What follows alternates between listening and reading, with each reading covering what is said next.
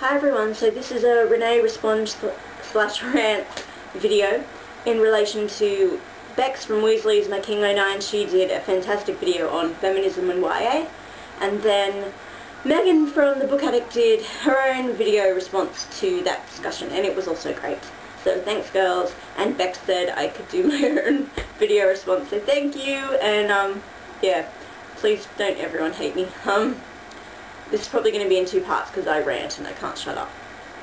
So, as Meaghan rightly pointed out, the word feminism can have very negative connotations for people, but it all comes down to your own individual perception of the word, really. And, I mean, there's tons of stereotypes attached to it and things, but it's, ultimately, it boils down to equal opportunity for both sexes, and myself, I see no issue with that, but then again, I am biased. I would classify myself as a feminist, and I can get extremist sometimes, but it's only because it's what I'm very passionate about this as a social issue. So when it comes to what I like to read, I don't always actively seek out strong female leads, but it is something I would infinitely prefer to read. I prefer to spend my time in the narrative voice and the journey of someone that I can connect to in that way. It seems to be a very polarizing thing in the book reading community, as it is in life, I suppose. I've seen plenty of people criticize novels, in particular within young adult fiction. I've seen lots of criticism and dissing of books that people feel contain really self-consciously, obviously strong female heroines or characters, because they feel that it's a case of the author pushing forth an agenda unnecessarily, that it's a jarring, alienating experience for them.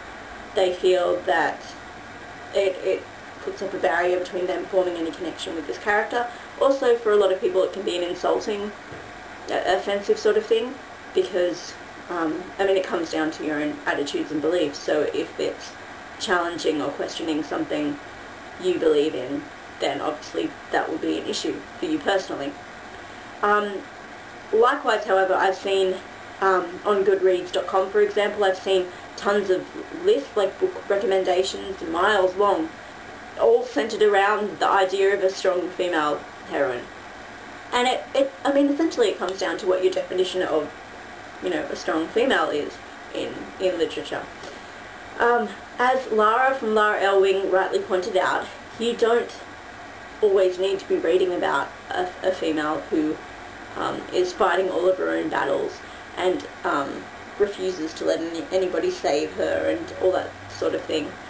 I think there's something to be said for seeing, I mean, none of this is just in relation to females, it's for either sex.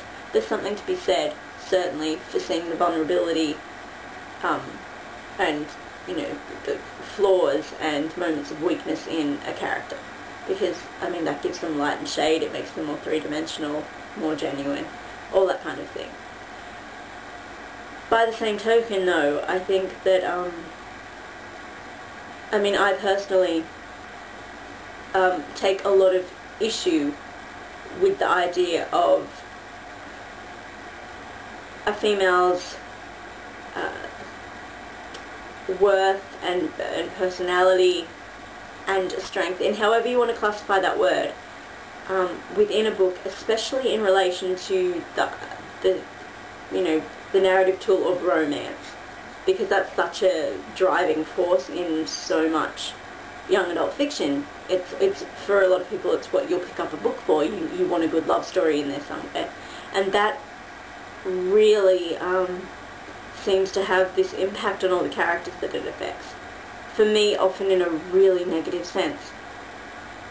I think that I would much rather read a love story where there are two characters who are so fully realized in their own right and completely not at ease with themselves necessarily, because you need to be discovering things about yourself, and you need to, I mean, for a journey to be worthwhile in terms of, you know, narrative, I mean, there has to be uncertainties, new things you coming to realise, putting into question, all that kind of thing. But I would much rather it be a case of you're reading about a female who knows who she is and has predetermined interests, goals, all that kind of thing outside of a love story before that love story forms, or, you know, while that love story is forming.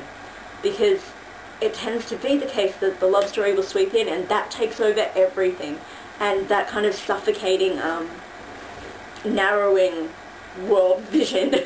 A lot of people find that really intoxicating and fun and such a guilty pleasure thing. I find it sickening, and it diminishes the quality of these characters, especially these girls, because suddenly everything in their world narrows down to this love story and this guy, most of the time. And everything is about him, about your relationship to him, about his views of you, blah blah blah blah blah, and nothing else has any worth or merit, and it drives me mental. And also, if it's a case of a lot of the paranormal romances, the fantasy stuff, all these, you know, battles are going on and whatnot, and so often you're turning to this guy to save your ass again and again and again, and that shits me to tears. Now, I'm not saying that every female character has to be Buffy the Vampire Slayer. I love Buffy, though, I do. You don't have to be a female warrior or a huntress or anything like that. But my god, okay, Meaghan Chase, the Iron Face series. I know people love the arse out of these books, but I do enjoy them, I really do. There are elements that I really, really like about them, sincerely. But, Meaghan, if you are going to continually stand over there in the corner shaking while all these other guys go out there and risk their life continually to save you,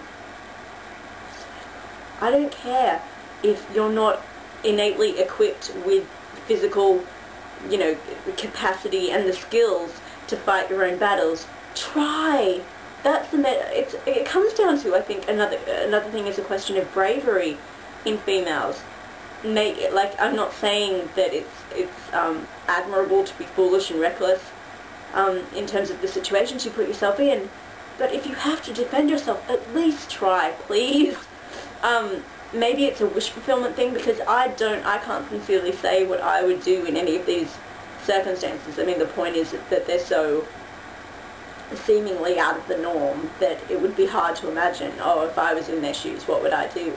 But I mean, something I admired in Kelly Craig's Nevermore, actually, was the fact that Isabel, even though she had no idea, she'd try. She'd pick up anything she could, and she'd try and defend herself. She'd try and sort her own things out, because she was on her own for most of it, and left with all these things unanswered, and things she had to sort through, and she did her best, and I really applauded that.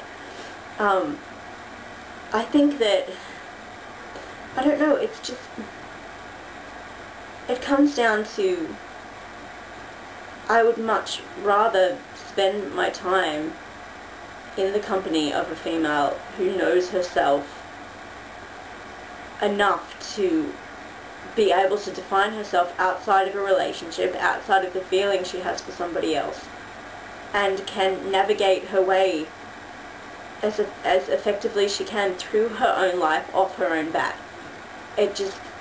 Anything else feels like a waste of time given over to these females, and it just feels so insulting. I don't know. It really upsets me.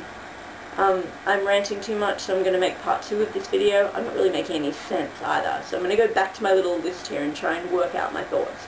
So, thank you for bearing with me. Okay, bye.